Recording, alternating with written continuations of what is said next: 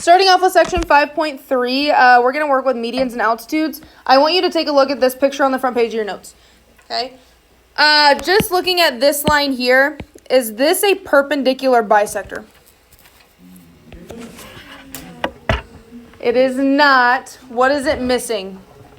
It doesn't have the 90-degree angle, okay? Does it have the bisector part? Yes, because it splits the side in half, okay? But that is not a perpendicular bisector. What I want you to label this, I want you to label that as the median. Okay? That is the median, okay? And then I'm going to put a definition right along with it here. So, median. Okay, so a median is a segment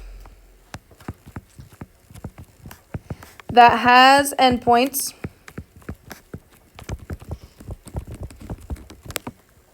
at a vertex and the midpoint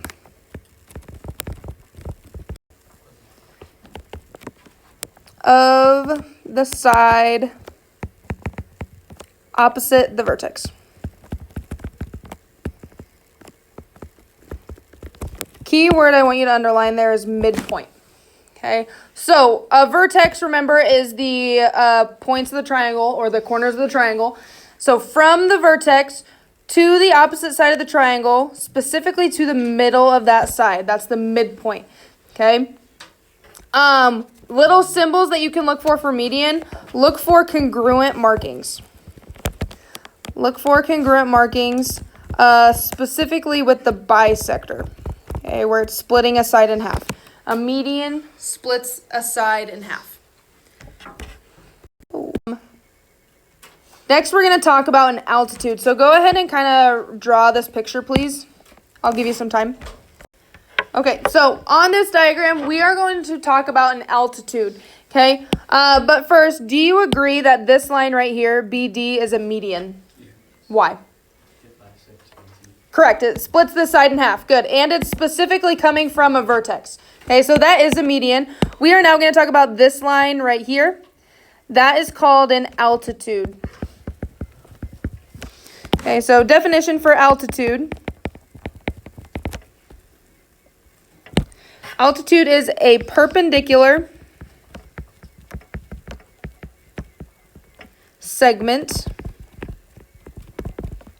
from a vertex to the line containing the opposite side of the vertex. So what this is saying, underline that keyword perpendicular there. What this is saying is we are coming from a vertex to an opposite side of the triangle. Now, what I want to explain here, do you agree this kind of went outside the triangle? Do you agree with that? They drew the altitude outside. If I were to draw an altitude here, would that create a 90-degree angle? Right here. No. Okay, so it is okay if they extend this side here to create that altitude line. Okay, but what I want you to write here is we are looking for that right angle. Okay, the line that creates the right angle is the altitude. Okay. As you're on the front page of your notes, I want to give you a couple counter examples here. So go ahead and draw two triangles. Last ones I'm going to have you draw today. Okay. If I have this picture drawn, okay, what I'm asking you, is this a median? Is that blue line that I drew there a median? Why? Yeah. Correct. Yep. If it was a median, that would have to come from here. Okay, so this is not a median because it does not come not from a vertex. Okay. Another counterexample that I'm going to draw for you. If I have this line here, is that what I just drew an altitude?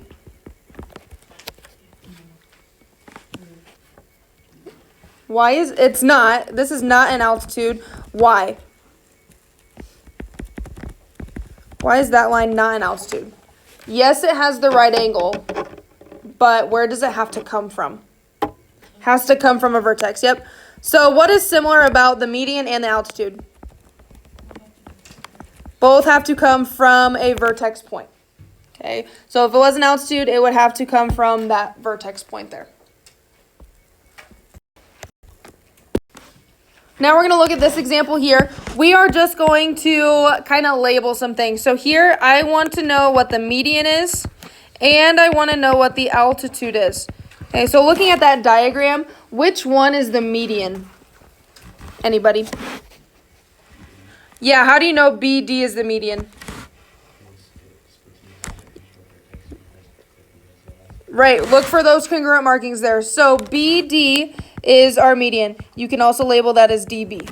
Either one of those works. Okay. Which one is the altitude? Yes, YCE. It makes a right angle. Correct, it makes that right angle. Could I also call that EC? Yes. Okay. We're going to copy this picture. I'm going to give you another example here. Okay, and then you're going to label the median and the altitude.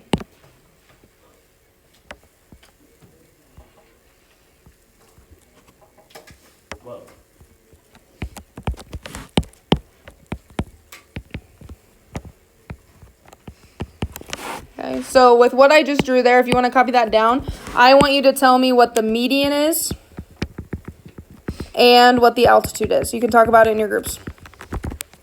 Okay, which one's the median? BE. Clap once if you agree with BE. What gives it away for that one? Congruent markings. Yep, it splits this side in half. What's the altitude? AD. Clap once if you agree with AD. Why is it AD? Right angle. Yes. Again, could I call this one EB? Could I call this DA? Yes. Okay. Order does not matter on these specifically. Okay. Okay. This is not in your notes, but I want you to take a look at this with me. Do you agree? I want to just talk about AD here. Is that a median? Yes, because it splits this side in half, right? Okay. Do you agree a median is made up of two parts? One here and one here. What is the difference of those two parts, do you think?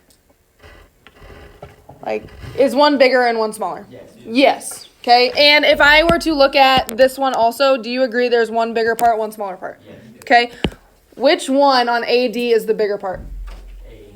AG. And which one's the smaller part? GD. Do you know by how much? If I were to put fractions with those, what do you think? It is 1/3 and 2/3. Yep. So the bigger side is 2/3. The smaller side is 1/3. Okay. Does it have anything to do with like the triangle? Maybe 3 sides. Not necessarily. No. It actually just depends on like where this point is, where they cross. What is this point called, everybody? No. If we drew a circle, it would be the center. Point of concurrency. Yes. Yep. So we are going to put some, let's look at this diagram still. What do we know about AG? What did we say? It's 2/3 of what? AD, good. And then what do we know about GD? It's 1/3 of AD, good. Okay, these are the two equations we are going to use majority, okay, but I wanted to look at this example here. So on this one, it wants us to find the length of JN, which is this whole side here. So we always want to look at what we're given. Okay, so what do they give us? JQ is 18. What else can we figure out with that median there? Which side's 2/3, which side's 1/3. So what do we think? What is that JQ?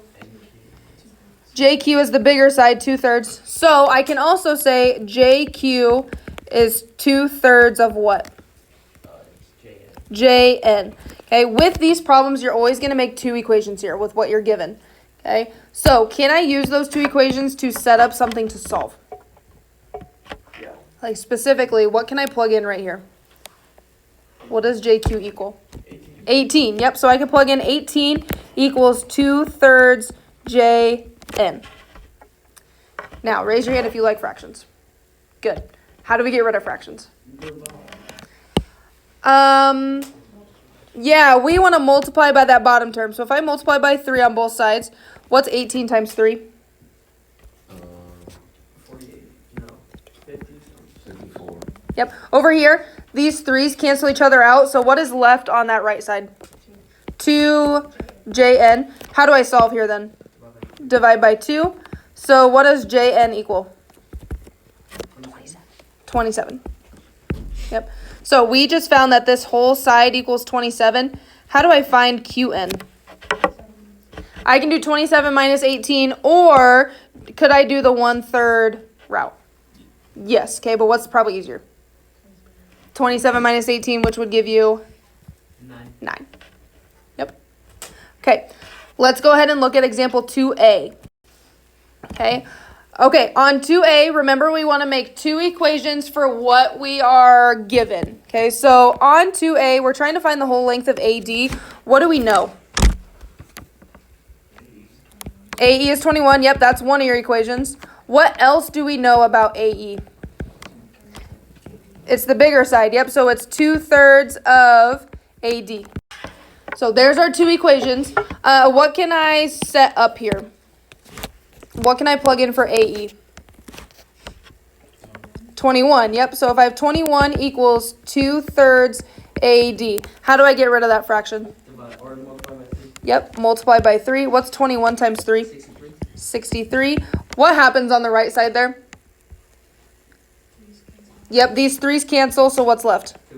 2AD. Last step here. Divide by 2. AD equals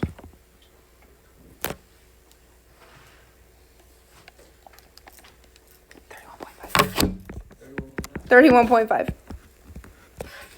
Okay.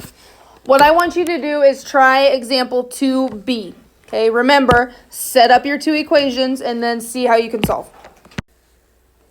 All right, let's think about this one here together. What is given information that we know if we want to find the whole length of AD? What do we know? We know ED is 12. What else do we know? Right, we also know that ED is 1/3, because it's the smaller portion, is 1/3 of AD, that whole side. So what can I plug in for ED then? Plug in 12. So we have 12 equals 1/3 of AD. How do I solve? Multiply by 3. What's 12 times 3? 36 equals AD, right? We would still have that 1 there, but really if I divide by 1, is it the same thing? Yes. Okay, I'm going to add a little example here. Okay, let's look at example 2a diagram again. If I told you that, I'm going to add a P here. Go ahead and add a P there for that point. If I told you that CP is 15, I want you to find what CE is. Let's think about how we would do this. We'll do this one together and I'll give you another one. So the given information we know, right, is that CP equals 15. Do you agree? Okay, what else, like what are we looking for? We're looking for EC. What do we know about EC? 2/3 of, yeah, CP or PC or whatever you want to call it. Okay, so there's our 2 equations with what we were known. What can I plug in here to help us? Yeah, here I can plug in 15. So we know EC equals 2/3 of 15. Again, do we like fractions? No, let's get rid of it. How? Multiply by 3. So we get 3EC equals, what's 2 times 15? 30. What's my last step here to solve? 3 divided by 30 equals 10, EC equals 10. Correct. Divide by 3, we get EC equals 10. Okay. I want to give you another one here. Just on this last one. This is the last one we'll do. Okay. If I tell you BP, if I tell you this whole thing is 45, I want you to find what this little section is, EP. So again, when we're making our 2 equations, we want to know what we're given. So what's an information we know? What's some information we know here? BP equals 45. BP equals 45. Where am I going to get the other equation from? What do I care about? EP, yeah, because we're looking for EP. So EP equals 1/3, good, of BP. So what can I plug in here? For what? Yep. So I get EP equals 1/3 of 45. How do I get rid of that? Multiply by 3. So we get 3 EP equals what? 45. 1 times 45 is 45. Last step. 3 divided by 45 is 15. Divide by 3. We get EP equals 15. Awesome.